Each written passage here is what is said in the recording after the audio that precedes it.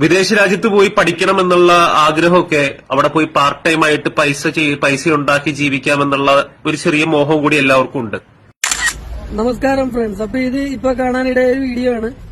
അപ്പൊ ഇതിനകത്ത് ചർച്ച ചെയ്യുന്ന വിഷയം അതായത് യൂറോപ്യൻ രാജ്യങ്ങളിലേക്ക് സഞ്ചരിക്കാനോ അല്ലെങ്കിൽ മൈഗ്രേറ്റ് ചെയ്യാനോ ആഗ്രഹിക്കുന്നവര് അറിഞ്ഞിരിക്കേണ്ട ചില കാര്യങ്ങളാണ്. അതിനകത്ത് വരുന്ന ഹേർഡിൽസ്, ഇനിഷ്യൽ സ്ട്രഗിൾസ്, ലീഗൽ ബുദ്ധിമുട്ടുകൾ, ലൈഫ് സ്റ്റൈൽ ചേഞ്ചസ്, അതിനെ തുടർന്നുണ്ടാകുന്ന ഡിഫിക്കൽട്ടീസ്, അങ്ങനെയുള്ള ബുദ്ധിമുട്ടുകളൊക്കെയാണ് ഇതിനകത്ത് പറയുന്നത്. അതൊക്കെ കാര്യം ശരിയാണ് ഞാൻ ഇതിനകത്ത് പറയുന്നത്.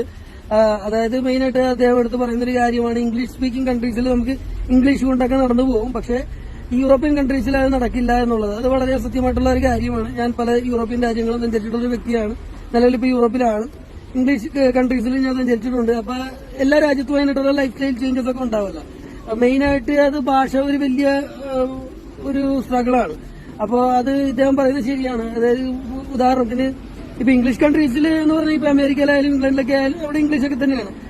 അദ്ദേഹം സൂചിപ്പിക്കുന്ന മറ്റു രാജ്യങ്ങൾ, ഓസ്ട്രേലിയ, ന്യൂസിലൻഡ് ഒക്കെ ഇംഗ്ലീഷ് സ്പീക്കിംഗ് കൺട്രീസിൽ നമുക്ക് അതുകൊണ്ട് പിടിച്ചു നിൽക്കാം. പക്ഷെ യൂറോപ്യൻ കൺട്രീസിലേക്ക് വരുമ്പോൾ ദൈനംദിന ജീവിതം പോലും എന്താ പറയാ ലാംഗ്വേജ് സംഭവത്തിൽ ബൗണ്ട് ചെയ്യപ്പെട്ടിരിക്കുന്ന കാരണം അതൊരു വലിയ ഭാഗമാണ്. ഇപ്പൊ ഫ്രാൻസിൽ ചെന്ന് കഴിഞ്ഞാൽ ഫ്രഞ്ചാണ് സംസാരിക്കുന്നത്, ജർമ്മനിൽ ജർമ്മനാണ്, സ്പെയിനിൽ സ്പാനിഷാണ്, ഇറ്റലിയിൽ ഇറ്റാലിയനാണ്. അങ്ങനെ ഭൂരിഭാഗം വരുന്ന യൂറോപ്യൻ കൺട്രികളിലും അവരുടെ തനത് ഭാഷകളുണ്ട്, അവരുടെ ഭാഷകളുണ്ട്. അപ്പോ അതിനകത്ത് ഫേസ് ചെയ്യുന്ന ഒരു ബുദ്ധിമുട്ടുകൾ എന്താന്ന് വെച്ച് കഴിഞ്ഞാൽ, ഈ എമിഗ്രൻസ് വരുമ്പോ ആദ്യം അവർ പ്രിഫർ ചെയ്യുന്നത് ഏതെങ്കിലും ജോലികളിൽ അപ്ലൈ ചെയ്താൽ പോലും ആദ്യം അവർ പ്രിഫർ ചെയ്യുന്നത് ലാംഗ്വേജ് അറിയാവുന്ന ആൾക്കാരെയാണ്.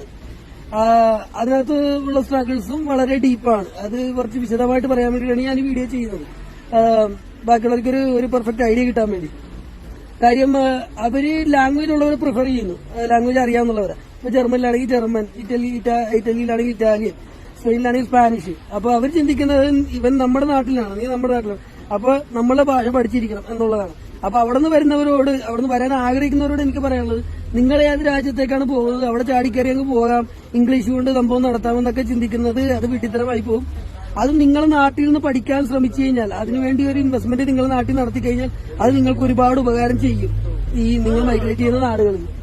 അപ്പോ അത് ആൾക്കാർ ചെയ്യാൻ നോക്കുക. അത് ഒരു അഡ്വൈസാണ് ഇതിനകത്ത് എനിക്ക് പറയാനുള്ളത്. പിന്നെ രണ്ടാമതൊരു കാര്യം എന്ന് വെച്ച് കഴിഞ്ഞാൽ, നിങ്ങൾ എന്താ പറയാ പ്രോപ്പർ ഡോക്യുമെന്റേഷനിൽ വരാൻ ശ്രമിക്കുക. എന്ന് വെച്ച് കഴിഞ്ഞാൽ പ്രോപ്പർ ഡോക്യുമെന്റേഷൻ വിത്ത് എന്താ പറയാ ഗ്യാരണ്ടി വെച്ചിട്ട്. അതായത് ഇപ്പൊ ഞാൻ നിലവിൽ അതിനെ തുടർന്നാണ് ഞാൻ നിലവിൽ എന്റെ ഐഫൺ ട്രാവൽസ് ചെയ്യുന്നുണ്ട്. അപ്പൊ ഐഫൺ ട്രാവൽസിൽ നമുക്ക് ട്രസ്റ്റ് വർത്തി ആയിട്ടുള്ള, ഞാൻ നേരിട്ടും ഞാൻ സബുമായിട്ടൊക്കെ ചെയ്യുന്ന വേറെ കമ്പനികളുണ്ട്. അപ്പോ എന്റെ സുഹൃത്തുക്കളും മറ്റു ആൾക്കാർ കൂടി അറിയാൻ വേണ്ടി പറയാനാണ്. അവർ പലപ്പോഴും ചോദിക്കാറുണ്ട്, ചാൻസ് ഉണ്ടോ, വന്നോ, കൊണ്ടുവരാൻ പറ്റുമോ, എത്ര രൂപയാകും, അങ്ങനെ ഇങ്ങനെയൊക്കെയാണെന്നൊക്കെ. അതൊക്കെ നമുക്ക് അതിന്റേതായിട്ടുള്ള ബിസിനസ് രീതിയിൽ പറയാവുന്നതാണ്. അതിന് വേറെ വീഡിയോ ചെയ്യാവുന്നതാണ്. ഇന്ന രാജ്യത്തേക്ക് ഇന്ന പാക്കേജ് എന്നുള്ള രീതിയിൽ അത് അറിയിക്കാവുന്നതാണ്. പക്ഷെ അവിടെ നിന്ന് വരുന്നവരായാലും ഓർക്കേണ്ട ഒരു കാര്യമുണ്ട്, ഇങ്ങനെയുള്ള കാര്യങ്ങൾ നമ്മൾ പറയുന്ന കാര്യങ്ങൾ ചെയ്യുക. കാര്യം എന്ന് വെച്ച് കഴിഞ്ഞാൽ ഇപ്പൊ നമ്മളിത് ഫസ്റ്റ് ഹാൻഡ് എക്സ്പീരിയൻസ് ഉള്ളതുകൊണ്ടിട്ടും പല രാജ്യങ്ങളിലൊക്കെ ഇറങ്ങിയിട്ട് കണ്ടിട്ടുള്ളത് കൊണ്ടിട്ടും ഓരോ രാജ്യങ്ങളുടെ രീതി ഇപ്പൊ നിലവിൽ എനിക്കറിയാവുന്നുള്ളത് കൊണ്ടിട്ടും അതുകൊണ്ടിട്ട് നമുക്ക് ഈ രാജ്യങ്ങളുടെ ഓരോ രാജ്യങ്ങൾക്കും അതിനായിട്ടുള്ള രീതിയുണ്ട്, അതറിയാവുന്നതുകൊണ്ട് പറയുന്നത്. ഭാഷ ഒരു മെയിനായിട്ടുള്ള സംഭവമാണ്. പിന്നെ നിങ്ങളുടെ സ്കില്ല്, നിങ്ങൾ ഏത് ഇതിലാണ് എന്താ പറയുക പ്രൊഫഷൻസി ഉള്ളത്, നിങ്ങളുടെ ജോലി, അതൊക്കെ നിങ്ങൾ ഇപ്പൊ നിങ്ങൾ ഏത് ഏജൻസിയുമായിട്ടാണ് നിങ്ങളത് ചെയ്യുന്നത്, ആ ഏജൻസിയിൽ നിങ്ങൾ വ്യക്തമായിട്ട് നിങ്ങളത് പറഞ്ഞുറപ്പിച്ചിരിക്കണം. നിങ്ങളുടെ ലീഗൽ വശങ്ങൾ നിങ്ങളിപ്പോ ചാടിക്കറി പോരാം എന്നിട്ട് ആ ജോലി പാർട്ട് ടൈം ജോലി നോക്കാമെന്നൊക്കെ വിചാരിച്ച് വരുന്നവരുണ്ട്. പിന്നെ സ്റ്റുഡൻസ് ആയിട്ട് വന്നിട്ട് അങ്ങനെ ഇങ്ങനെ ചെയ്യാമെന്നുള്ള ഇതൊക്കെ ചിന്തിക്കുന്നവരുണ്ട്. പക്ഷെ അതിന്റെയൊക്കെ ലീഗൽ വശങ്ങൾ നിങ്ങൾ ചോദിച്ച് ചെയ്യാൻ നോക്കുക. പിന്നെ നിങ്ങൾ എന്റെ ഒരു കോൺടാക്ട്സിൽ ത്രൂ ആണ് ചെയ്യുന്നതെങ്കിൽ അതിനുള്ള ഗ്യാരണ്ടി ഞാൻ തരാം, അത് കുഴപ്പമില്ല. പക്ഷെ ഇങ്ങനെയുള്ള കാര്യങ്ങൾ ചെയ്യുക. നിങ്ങൾ ഒരുങ്ങി വരിക. നമ്മൾ ബൈബിളിൽ പറയില്ലേ, എന്താ പറയുക, ഒരുങ്ങിയിരിക്കുക എന്ന് പറയില്ലേ. അപ്പൊ ഒരുങ്ങി വരിക. നിങ്ങളിപ്പോ എന്താ പറയാ ഫ്രാൻസിലേക്കാണ് നമ്മൾ ഇതടിക്കുന്നതെങ്കിൽ നിങ്ങൾ എപ്പോ തൊട്ടാണ് ആ വിസ പ്രോസസിംഗ് ചെയ്യുന്നത്? അത് ഇന്ന് പഠിച്ചിട്ട് നാളെ രാവിലെ കൈ കിട്ടാനുമില്ല, കുറച്ച് സമയം എടുക്കുമല്ലോ, കുറച്ച് സമയം വേണമെന്നാണ്. ആ ഉള്ള സമയങ്ങളിൽ നിങ്ങൾ ഇപ്പൊ ഫ്രാൻസിലാണെങ്കിൽ നിങ്ങൾ ഫ്രഞ്ച് പഠിക്കാനുള്ള മാർഗം നോക്കുക. സ്പെയിനിലാണെങ്കിൽ സ്പാനിഷ്, ഇറ്റാലിയനാണെങ്കിൽ ഇറ്റാലിയൻ, ജർമ്മൻ ആണെങ്കിൽ ജർമ്മൻ ഒക്കെ പഠിക്കാൻ നോക്കുക. ഇപ്പൊ ഇംഗ്ലീഷ് സ്പീക്കിംഗ് കൺട്രീസിൽ പോയാൽ നിങ്ങൾ IELTS ഒക്കെ എടുക്കണ്ടേ? IELTS ഒക്കെ എടുത്തിട്ട് അതിന് ഒരുങ്ങിയൊക്കെയല്ലേ പോകുന്നത്. അപ്പൊ ഇങ്ങനെയുള്ള രാജ്യങ്ങൾ വരുമ്പോഴും അങ്ങനെയുള്ള കാര്യങ്ങൾ നോക്കാൻ നോക്കുക. പിന്നെ ആംപിൾ എമൗണ്ട് ഓഫ് മണി നിങ്ങൾ കയ്യിൽ കരുതുക. കാര്യം എന്ന് വെച്ച് കഴിഞ്ഞാൽ ഇങ്ങനെ ഇതേമാതിരി നമ്മള് ഷോർട്ടേജ് നമ്മൾ അറിഞ്ഞിരിക്കണം. കാര്യം നിങ്ങൾ വരുമ്പോൾ ഓബ്വിയസ്ലി നിങ്ങൾക്ക് അറിയാമെങ്കിൽ പോലും, ഭാഷ അറിയാമെങ്കിൽ പോലും നിങ്ങൾ സ്ട്രഗിൾ ചെയ്യും. കാര്യം എന്ന് വെച്ചാൽ ഒരു രാജ്യത്തിന്റെ സിസ്റ്റം നിങ്ങൾക്ക് അപ്പോഴും അറിയാൻ പാടില്ല. അപ്പൊ അതിന് നിങ്ങൾക്ക് പ്രോപ്പർ ഗൈഡൻസ് വേണം. ഇപ്പൊ എന്റെ ത്രൂ വരുന്ന ആൾക്കാർക്കായാലും ഞാൻ അതിനുള്ള പ്രോപ്പർ ഗൈഡൻസ് കൊടുക്കാറുണ്ട്. എന്നിരുന്നാലും അവരവന്റെ കാര്യം അവനവൻ തന്നെ ചെയ്യണമല്ല, അത് മെയിൻറ്റെയിൻ ചെയ്യണമല്ല. നമുക്ക് ആ പ്രോപ്പർ ഗൈഡൻസ് കൊടുക്കാനേ പറ്റുള്ളൂ. അപ്പൊ അതുകൊണ്ടിട്ട് ഇങ്ങനെ കാര്യം ചെയ്യാം. ഇപ്പൊ ഈ പയ്യൻ ഇതിനകത്ത് പറയുന്നുണ്ട് ഡോക്യുമെന്റ് ചേഞ്ച് ചെയ്യുന്ന ഒരു കാര്യം TIE കാർഡിലേക്ക് മാറ്റണം എന്ന് പറഞ്ഞത്. ഓബിയസ്ലി ആ പയ്യന് സ്പെയിനിലാണ് ആ ഡോക്യുമെന്റ് ഉള്ളത്, TIE കാർഡ് എന്ന് പറഞ്ഞത്. ഇപ്പൊ ഫ്രാൻസിലാണെങ്കിൽ അവിടെ പെർമിഷൻ ഉണ്ട്, ഇവിടെ മറ്റു രാജ്യങ്ങളിലാണെങ്കിൽ അവരായിട്ടുള്ള ഡോക്യുമെന്റ്സ് ഉണ്ട്. അങ്ങനെ പല പല രാജ്യങ്ങളിൽ പല പല ഡോക്യുമെന്റ്സ് ഉണ്ട്. ഇറ്റലിയിലാണെങ്കിൽ അവരുടെ പെർമിഷൻ ഉണ്ട്. അങ്ങനെ പല രാജ്യങ്ങളിലും പല പല സംഭവങ്ങളുണ്ട്. അപ്പോ അത് നിങ്ങൾ ശ്രദ്ധിക്കുക.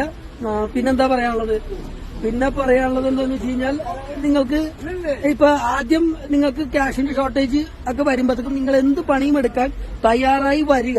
ക്യാഷിന്റെ ഷോർട്ടേജ് എന്നല്ല, അത് നിങ്ങളൊരു കൺട്രിയിലേക്ക് ഇന്റഗ്രേറ്റ് ചെയ്യുമ്പോഴത്തേക്കും അതിന് അതിൻ്റെതായിട്ടുള്ള ബുദ്ധിമുട്ടുകളുണ്ട്. നമ്മൾ പറയുമല്ലോ ഹിന്ദിയിൽ പറയാം, ജിतना ടൈം ലഗേगा उतना ടൈം तो लगेगा എന്ന് പറയില്ല. അത് എത്ര ടൈം എടുക്കുന്നത് അത്ര ടൈം എടുത്താലേ പറ്റൂ. അത് ടൈം എടുത്തേന് ചെയ്യേണ്ട കാര്യങ്ങളാണ്. ആ സിസ്റ്റമിലേക്ക് ഒന്ന് ഇന്റഗ്രേറ്റ് ചെയ്യുക. ഓരോ രാജ്യങ്ങളിൽ ഇപ്പൊ ഞാൻ പല രാജ്യങ്ങളിൽ ചെല്ലുമ്പോൾ ചില രാജ്യങ്ങളിലൊക്കെ ഞാൻ ആദ്യം ഒരു 2 മാസം, മാക്സിമം 2 മാസം അല്ലെ 1 മാസം 2 മാസം. കാര്യം ഞാനൊരു ഇവന്റ് പ്ലാനിംഗ് കമ്പനിയിലാണ് ഞാൻ വന്നത്. ഞാൻ അത് വർക്ക് ചെയ്തുകൊണ്ടിരുന്നത്. അപ്പൊ അതിന്റെ ഭാഗമായിട്ട് പല രാജ്യങ്ങളിലും പോകാനുള്ള അവസരങ്ങൾ എനിക്കുണ്ടായി. അങ്ങനെ പോകുമ്പോഴും വർക്കിന്റെ രീതിയിലാണ് നമ്മൾ പോകുന്നത്. അപ്പൊ അവിടെ 1 മാസമൊക്കെ മാക്സിമം നിൽക്കാൻ പറ്റുള്ളൂ. മാക്സിമം വന്നാൽ 1.5 മാസം 2 മാസം ഒക്കെ നിൽക്കാൻ പറ്റുള്ളൂ. അപ്പൊ അതുകൊണ്ട് പല രാജ്യങ്ങളും സിസ്റ്റമൊക്കെ ആദ്യം എനിക്ക് പഠിക്കാൻ ഒത്തിരുന്നില്ല. പക്ഷെ എങ്കിലും നമ്മൾ ആക്റ്റീവായിട്ട് ശ്രമിച്ചതിന്റെ പേരിൽ 2ാമത്തെയും 3ാമത്തെയും പോക്കിലൊക്കെ നമുക്ക് കാര്യം ആ രാജ്യത്തിന്റെ സിസ്റ്റമൊക്കെ മനസ്സിലായി. പിന്നെ പല യൂറോപ്യൻ രാജ്യങ്ങളിലും ദ്രുതഗതിയിൽ നിയമങ്ങൾ മാറിക്കൊണ്ടിരിക്കുന്നു. അപ്പൊ അതിന്റെയായിട്ടുള്ള വ്യത്യാസം പല രാജ്യങ്ങളിലും 6 മാസം കൂടുമ്പോഴൊക്കെയാണ് ലീഗൽ വശങ്ങളൊക്കെ മാറുന്നത്. അപ്പൊ അത് അറിയാവുന്ന ഒരു പാർട്ടിയുമായിട്ട് ഇപ്പൊ നമുക്ക് നാട്ടിൽ നിന്ന് കയറി പോരുമ്പോഴത്തേക്കും നാട്ടിലെ ഏജൻസിയുമായിട്ടുള്ള കയറ്റിവിടുന്ന കണക്ഷൻ പലവരിക്കും. അതെനിക്ക് അടുത്തറിയാവുന്ന ആൾക്കാരിൽ നിന്ന് ഉള്ള അനുഭവത്തിന്റെ പേരിൽ പറയുകയാണ്. പക്ഷെ നിങ്ങൾ ഇപ്പൊ എന്താ പറയാ, നമ്മൾ ത്രൂ ആണെങ്കിൽ നമ്മൾ നിലവിൽ ഇപ്പൊ എനിക്ക് ഇവിടെ ഒരുപാട് യൂറോപ്പിൽ പല ട്രാവൽസുമായിട്ട് കണക്ഷൻസ് ഉണ്ട്, സബ് കണക്ഷൻസ് ഉണ്ട്. ഞാൻ നേരിട്ട് ചെയ്യുന്നുണ്ട്. നേരിട്ട് ചെയ്യുന്നത് ഇപ്പൊ കുറവാണ്. കാര്യം എന്ന് വെച്ച് കഴിഞ്ഞാൽ ഞാനും ട്രാവലിംഗിലാകുമ്പോഴത്തേക്കും അതിന്റെ ഒരു പാർട്ട് ടൈം എന്നുള്ള രീതിയിലാണ് ഞാൻ ചെയ്യുന്നത്. അപ്പൊ അതുകൊണ്ട് അതിനകത്ത് ഞാൻ കൂടുതൽ എന്താ പറയുക നേരിട്ട് ചെയ്യാൻ നോക്കാറില്ല. സബ് കൊടുക്കാനാണ് നോക്കുന്നത്. അത് വിശ്വസ്തതയുള്ള പാർട്ടികളുടെ അടുത്താണ് കൊടുക്കുന്നത്. അപ്പോൾ നിങ്ങൾക്കും അതിന് ഒരു ഭാവിയിലേക്കുള്ള കോൺടാക്ട്സ്, ഡോക്യുമെന്റ്സ് ചേഞ്ച് ചെയ്യാനോ അല്ലെങ്കിൽ മറ്റു രീതികളിലുള്ള അസിസ്റ്റൻസ് നിങ്ങൾക്ക് അവരിൽ നിന്ന് കിട്ടുന്നതാണ്. പിന്നെ ഇത് തന്നെയാണ് കാര്യം. നിങ്ങൾ ചെയ്യാനുള്ള ചെയ്യുക, പഠിക്കുക, മനസ്സിലാക്കി പോവുക. പിന്നെ എന്താ പറയുക, കുറച്ച് നാൾ ഇൻവെസ്റ്റ് ചെയ്യാൻ ഉദ്ദേശിച്ച് മാത്രം നിങ്ങൾ പോരുക വെസ്റ്റേൺ കൺട്രീസിലേക്ക്. കാര്യം ഗൾഫ് പോലെയൊക്കെ അല്ല. ഒരു 4-5 വർഷം എങ്ങനെ വന്നാലും പിടിക്കും ആ സിസ്റ്റമൊക്കെ ഒന്ന് മനസ്സിലാക്കി വരാൻ. എന്ന് വെച്ചാൽ ഒരു സെറ്റ് ആവാൻ ഒരു സെറ്റിംഗ് പീരീഡ് എന്നൊരു സംഭവമുണ്ട്.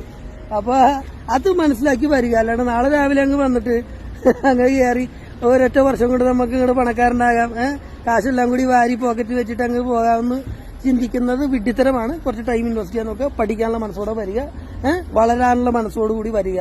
അങ്ങനെയുള്ളവരെ നമ്മൾ സഹായിക്കുന്നതാണ്.